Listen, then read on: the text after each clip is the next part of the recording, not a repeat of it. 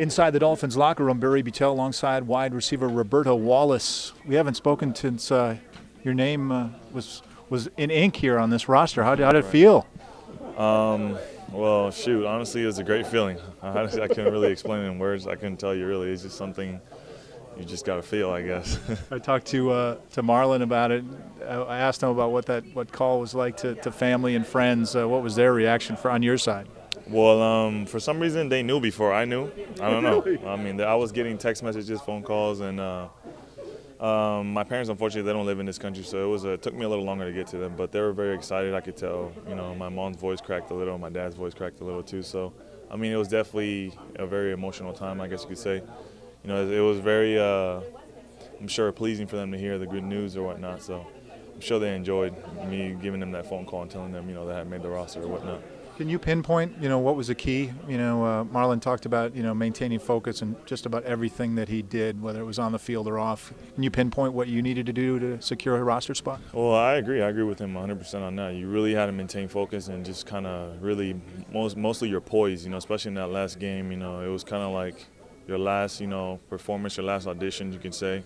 So, you had things, obviously in my situation didn't really go the way I wanted it to go at times, but then again, I was able to come back and bounce back at the end of the game. So I just basically just keep your poise and, just stay focused, and like Marlon said, just keep your focus, and everything would have worked out, and it worked out. So it's pretty remarkable. I mean, you started playing football at a later age, in Panama, and then can you kind of look back and, it hasn't been that long, and you're at an elite level. Right. Honestly, I can tell you, I mean, they saw something in me. I mean, I'm really, really pleased with the organization. I'm glad. I'm very happy that, they're able to give me a chance and an opportunity, to actually show what I have. And even though, like you said, even though I didn't really play the sport till late in my career, I guess you could say, the Dolphins still took the time, and gave me an opportunity to bring me here or whatnot.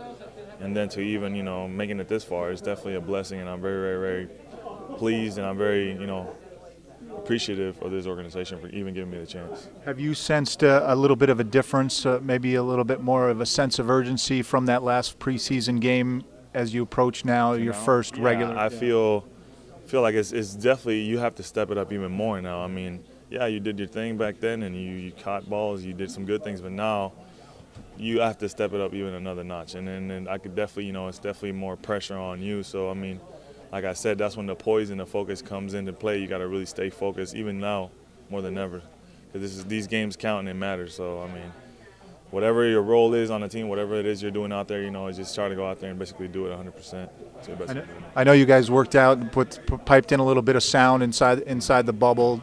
Have you talked to other guys? Is the coaches stressed about what type of atmosphere you're going to be facing up in Buffalo on Sunday, the crowd right on top of you?